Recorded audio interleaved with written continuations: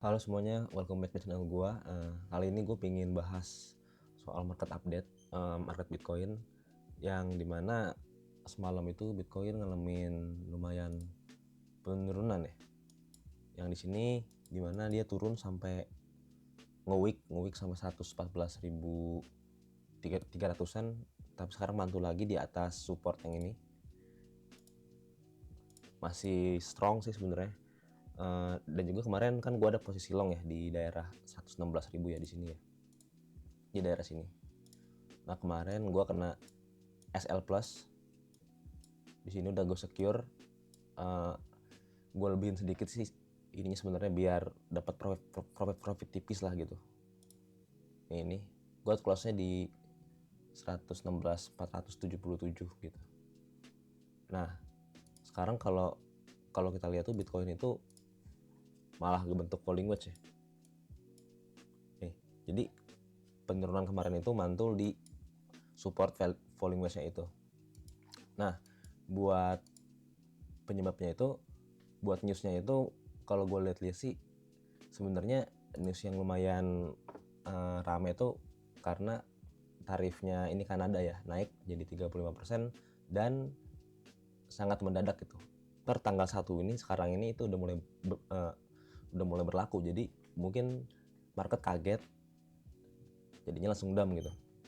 Nah, selain dari news ini juga kalau kita lihat Bitcoin ETF flow-nya itu di kemarin tuh ada sedikit outflow dari Fidelity sama dari ARK Invest ya. Tapi di sini BlackRock belum ada datanya nih gitu. Ya, jadi itu lumayan berpengaruh ke Bitcoin, ke selling pressure-nya. Tapi di sini gua baru aja re-entry long ya. Karena gue di sini ada risk ratio-nya yang lumayan bagus gitu. Tapi di sini gue pakai SL ketat banget. Gue tuh tadi ada long kayak begini setupnya, begini. Dan ini gue udah open di Bitget ya. Di sini. Nah ini.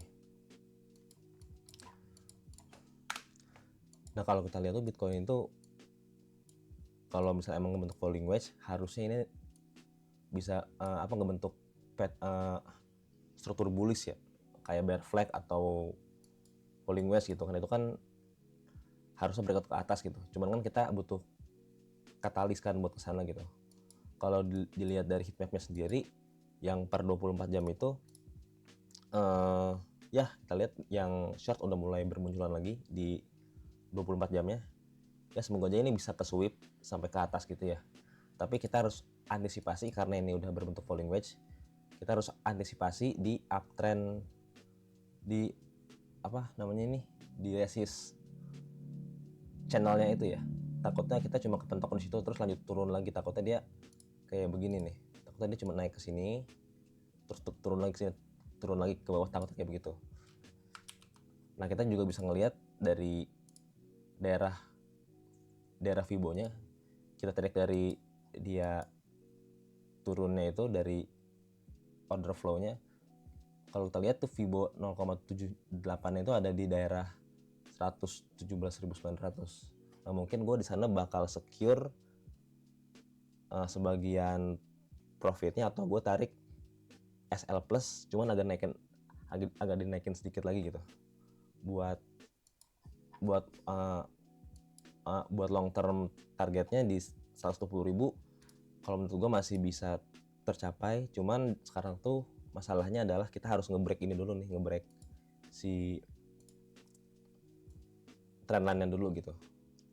Nah itu adalah challenge-nya gitu. Kalau kita lihat sih masih banyak ini heatmap di daerah 120 ribuan ini masih oke lah, masih jadi bisa ada possible kesana gitu. Cuman emang harus didukung sama suatu katalis gitu. Dan mungkin katalisnya adalah data ini guys, data NFP intermalam ya.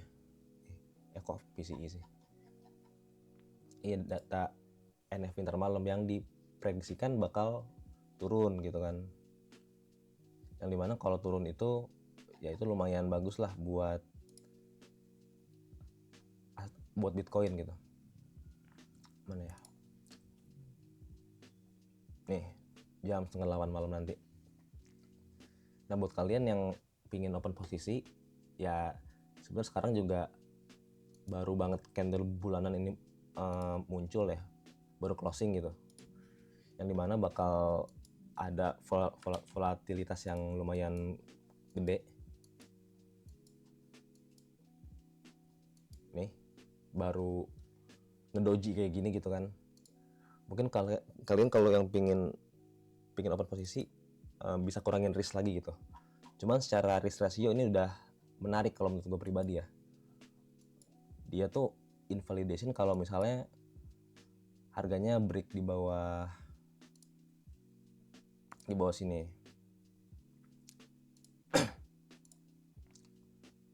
Nah, di sini.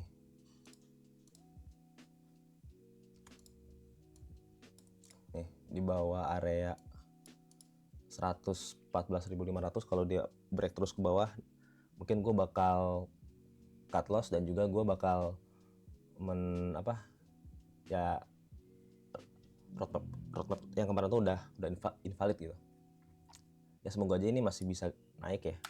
Melihat dari di sini ada sweep, ada demand di daerah sini, di daerah 114 ini masih ada demand ya, masih bisa mantul gitu.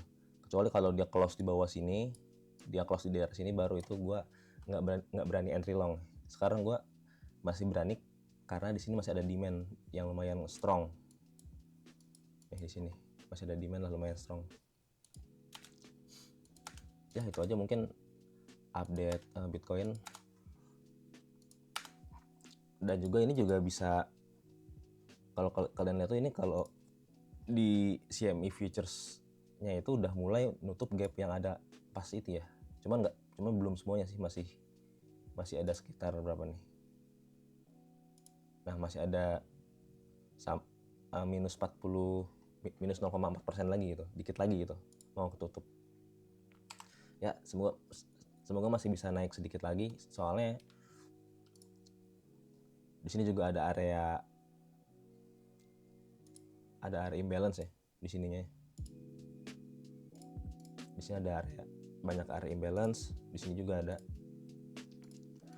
Dan juga di heatmapnya yang per 24 jam itu masih banyak yang short, ini bisa dimakan harusnya sih. Ya mungkin itu aja update Bitcoin buat hari ini. Makasih udah nonton videonya. Bye.